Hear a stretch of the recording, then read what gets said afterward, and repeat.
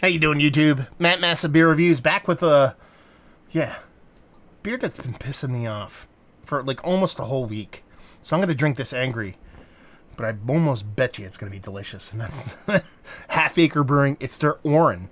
This is a bourbon barrel aged strong ale. Now, why does this beer piss me off so much? I don't know. So I'm at a local, not so local bottle shop. I don't get out there all that often. This thing looks fucking awesome. And I just saw this can from a distance on a shelf. Something about it kind of, the art design, I don't know what it is, but it just kind of piqued my interest. And I looked and I was like, okay, this is a bourbon barrel aged Half Acre beer. I'm like, I'm buying it. It came in 2-packs, so I was like, that's even better. It makes me super freaking happy. I think it cost like $16, I think I want to say, for two of them. So bourbon barrel aged, 16 ounce, $8. That's not too shabby. And that beer looks beautiful, by the way.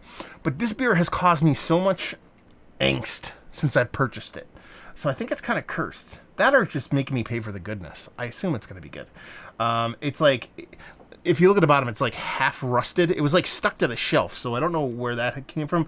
There's like schmegma and rust, and every time I put it down, it like sticks to things. And when I come back here to do my beer reviews, and this is where everybody gets angry about me not getting the actual beer, I put everything on the top of my refrigerator that leads to this room that I'm in, and there's always like a towel up there because I put like wash glasses up there, and I put my 3 favorite glasses up there, and I grabbed the beer off the same shelf, and this stuck to the cloth and broke all my glasses. So, and there was other things about it that irritate me. Anyway, we'll get to the beer already. I mean, that looks like it has this doo-doo water vibe.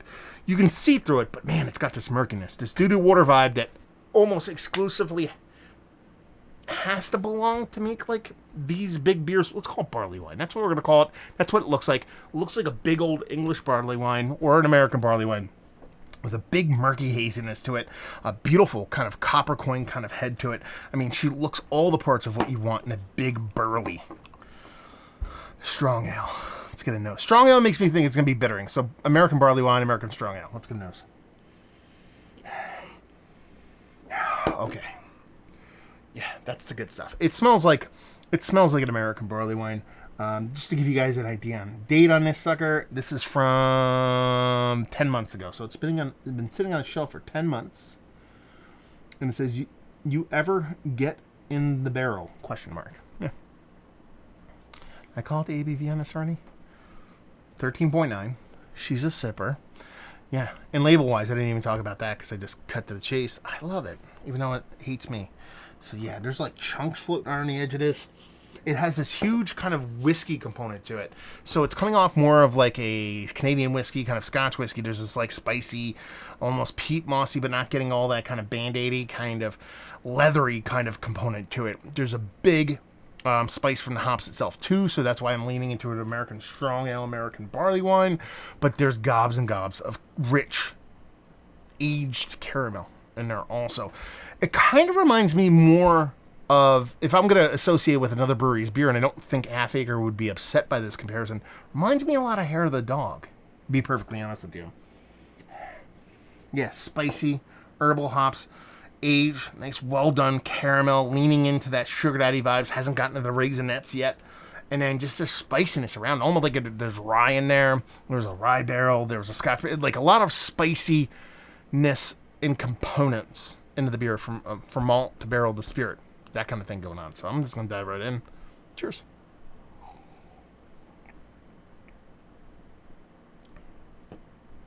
That's good. I like that. There's something there. I'm not picking up what it is though. It's a big beer. It's hot. It's boozy. It's giving me a little bit of heartburn, and I never get heartburn anymore.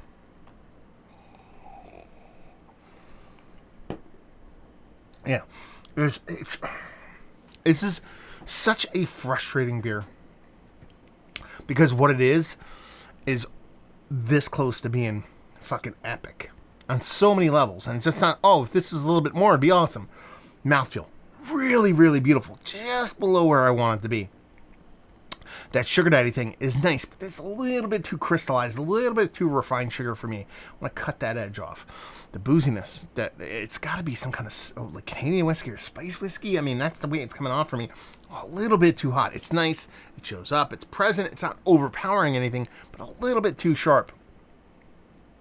So everything is there for an epically well-made, kind of big burly. It's a barley wine. It's a borderline American English barley wine because it's spicy enough to be an American barley wine, but it's not a hops thing. I think it's more, this has to have rye or like Canadian whiskey or some kind of whiskey that's kind of spicy or like a rye whiskey, something like that has to be in here. And what this needs is, no shit, Sherlock needs a little bit of time. Needs a little bit of time. I mean, you get me one of these in 4 to 5 years, and I know that sounds like, God, again with the 4 to 5 years, but you give this another 4 or 5 years, I think you're talking about like epically world-class stuff here. And the best part about it is I know where there's a whole shelf of it. I can go pick it up. $16. I'll go get two packs of these, open these up every 2 years, see how she trends. I say that, but I'll pick up two packs and I'll drink them over the next year or so and be pissed off that I didn't save them.